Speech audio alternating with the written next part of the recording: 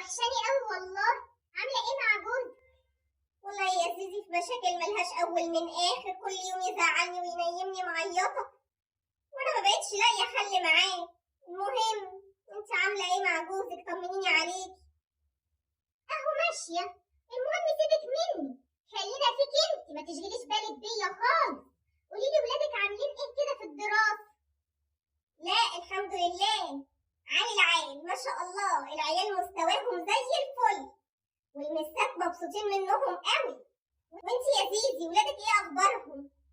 على قدهم. سيبك يا زينات، انا مش عايزه اشغلك بالحاجات دي، كفايه ان انت فين يا عين. والمهم يا زينات، رحتي كشفتي؟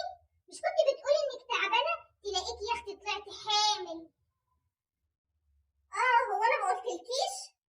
انا فعلا طلعت حامل وعملت سونار وعرفت ان حامل في بنت، والحمد لله الدكتوره طمنتني عليا وعلى البيبي. ما تنسوش اللايك والفولو والسكريب وفشروا الفيديو في كل حته عشان القناه تطلع لك كده. وانتي عامله ايه مع حماتك؟ شكلها ست طيبه قوي. المهم حماتك انتي عامله ايه معاكي؟ لا دي حماتي كويسه معايا والله قوي، ست جميله في كل حاجه، وبصراحه مش بتخليني اعمل حاجه ولا عاوز حاجه. انا كنت سمعت ان جوزك هيسافر، هو فعلا هيسافر يا زيزي؟ يسافر؟ انت جبتي الكلام ده منين؟